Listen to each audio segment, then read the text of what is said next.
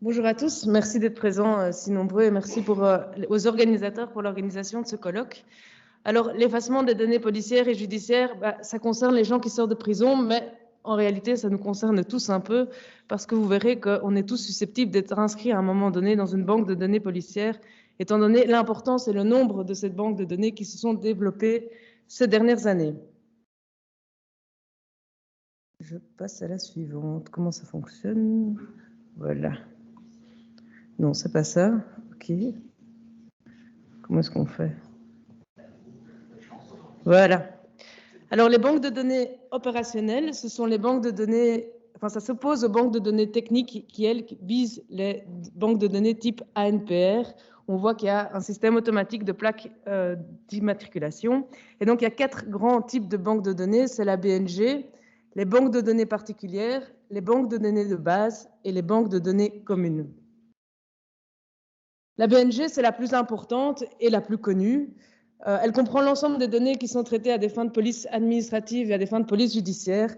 Elle concerne environ 3 millions de Belges, ce qui veut dire que si vous n'êtes peut-être pas inscrit dans cette banque de données, regardez bien votre voisin de gauche ou de droite, car celui-ci est peut-être inscrit.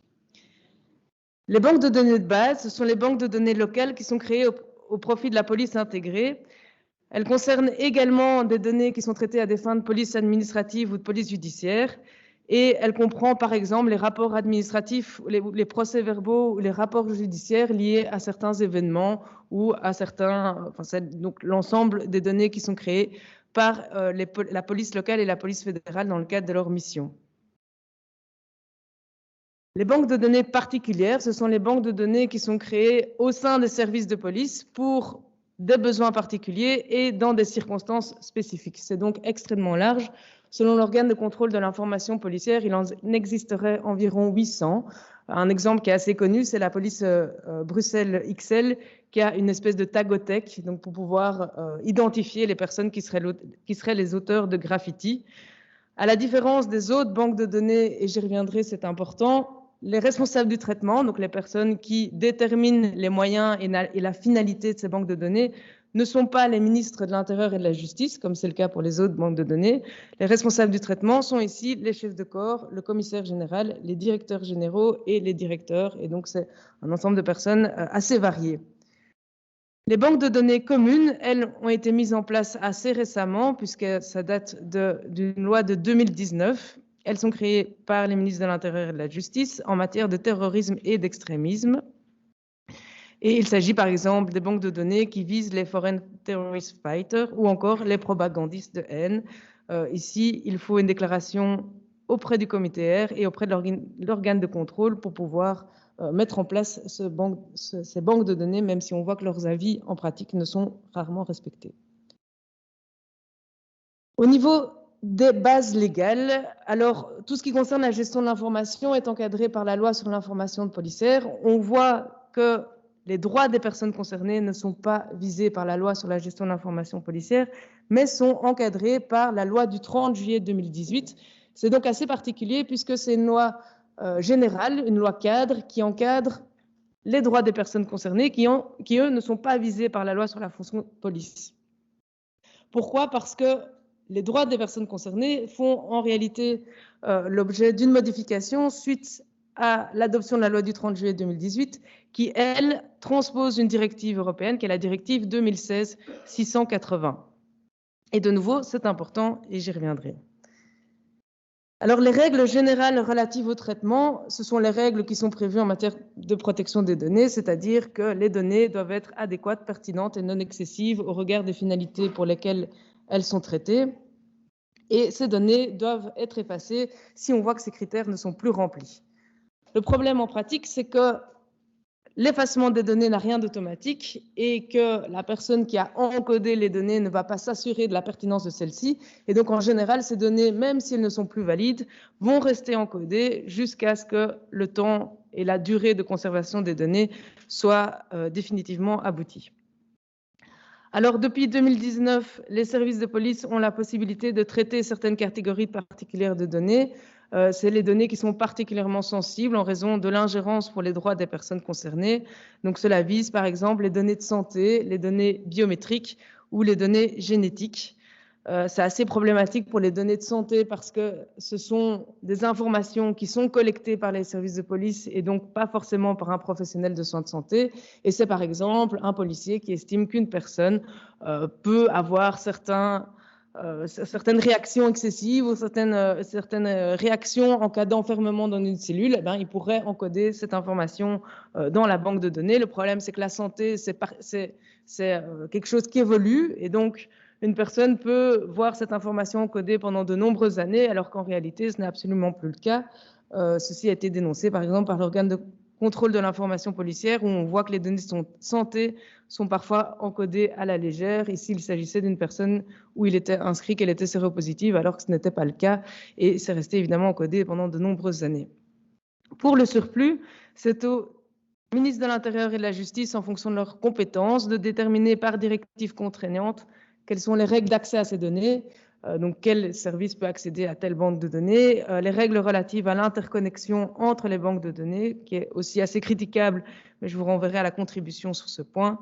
Et enfin, il existe un système de journalisation qui existe depuis plusieurs années et qui permet de contrôler qui a accès à quelle banque de données et surtout pour quel motif, parce qu'on voit que les services de police ont tendance à accéder aux banques de données de manière illicite, notamment en raison de leur curiosité.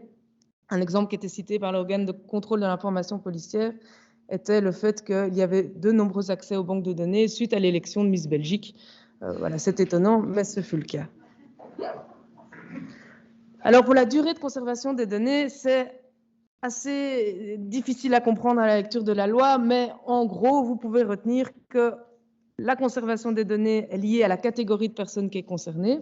Donc, par exemple, ce ne sont pas les mêmes règles pour les suspects, les témoins ou les représentants d'associations. Il y a une petite erreur dans le slide.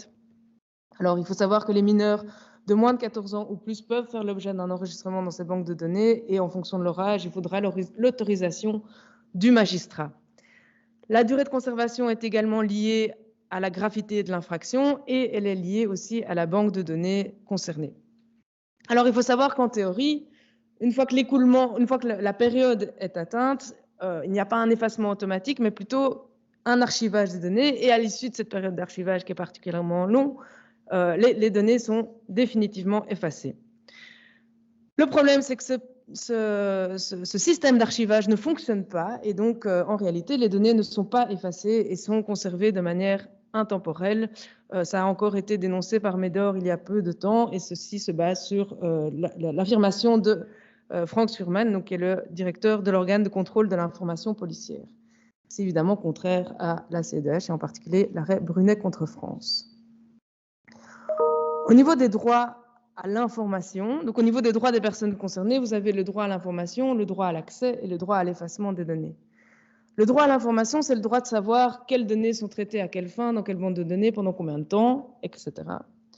Alors, on voit qu'il y a très peu que ce droit finalement n'est pas garanti en droit belge, si ce n'est par le biais de la législation applicable, mais c'est quand même extrêmement faiblard, si je peux m'exprimer ainsi.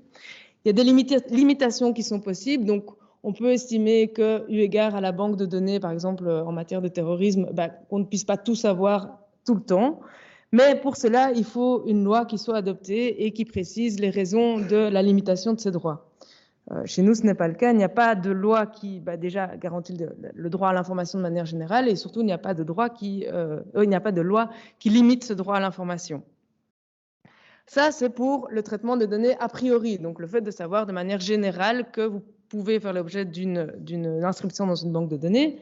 Ce qui est intéressant, c'est qu'il y a aussi ce droit a posteriori, donc le fait de savoir que vos données ont été traitées à un moment donné et que, donc en gros, vous avez fait l'objet d'un traitement de données à un moment donné, une fois que ce traitement n'a plus d'intérêt pour la sécurité publique, ou en tout cas que cette information ne risque pas de compromettre une enquête en cours.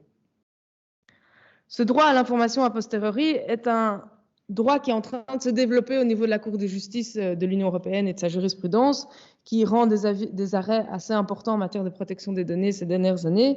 Et on voit qu'elle a constaté dans l'avis 1/2015 qu'il était nécessaire de fournir une information aux personnes concernées dès le moment où cette communication n'est plus susceptible de compromettre les enquêtes en cours.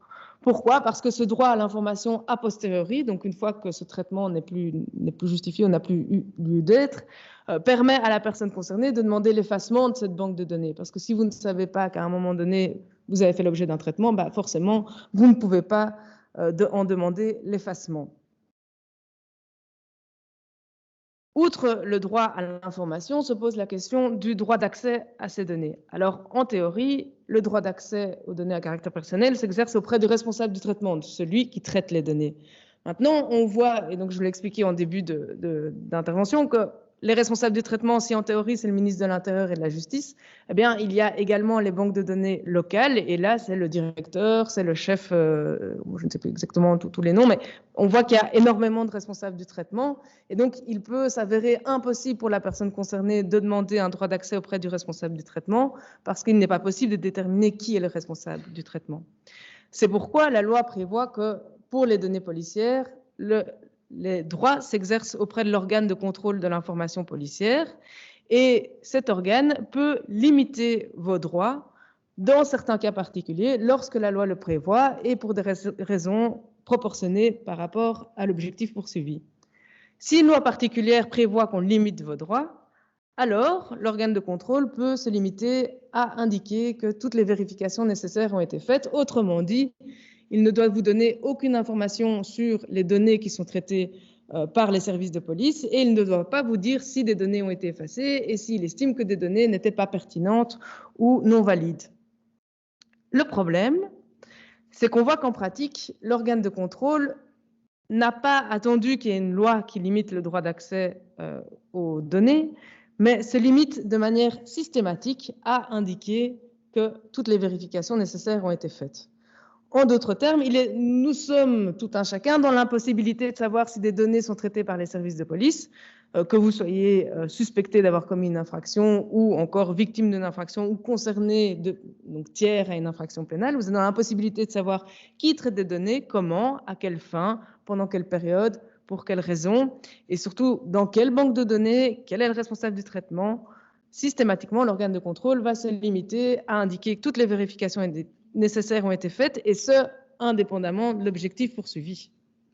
Alors évidemment, il faut savoir que limiter de manière systématique un droit fondamental est contraire à l'article 8 de la Convention européenne des droits de l'homme, mais aussi les articles 7 et 8 de la Charte des droits fondamentaux, puisque lorsqu'on limite un droit fondamental, il faut que ça reste proportionné et ça ne peut pas être systématique.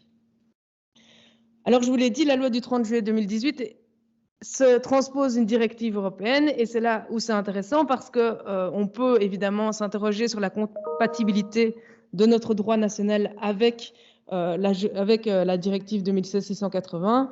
Il faut savoir qu'à cet égard, il y a un recours qui est pendant auprès de la Cour d'appel. Ça concernait une personne qui n'avait pas pu obtenir une habilitation de sécurité parce qu'elle a participé à 10 manifestations entre 2005 et 2016.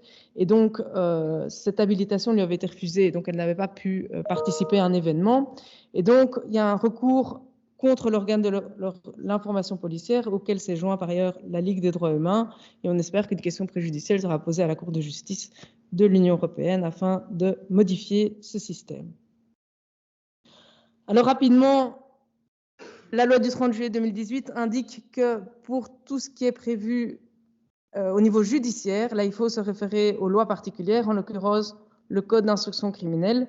On voit qu'il y a une obligation de transférer, qu'il y a une obligation que les données qui concernent tout un ensemble de décisions prises par les juridictions judiciaires doivent être transmises à la police afin que ce soit corrigé dans les banques de données concernées, mais on voit qu'il n'y a pas d'arrêté royal qui a été adopté et donc il n'y a aucun transfert d'informations qui n'est effectué, ou en tout cas pas de manière automatique. Mais par contre, les praticiens, je vous invite à en faire la demande si l'un de vos clients critiquerait cet élément. Alors, j'en conclurai par dire que on espère que le droit d'accès fera l'objet d'une modification. Le secrétaire d'État, Mathieu Michel, a rendu un rapport sur la loi du 30 juillet 2018 dans lequel il critique lui-même ce droit d'accès en raison de l'absence de transparence des autorités publiques. Ça, c'est le premier point. Et le second point, c'est que dans la mesure où ce droit d'accès fait l'objet d'une transposition suite à une directive européenne, on peut espérer qu'il y aura des contestations devant les cours et tribunaux et que les praticiens se saisiront de cet élément. Je vous remercie et je cède désormais la parole à Christine.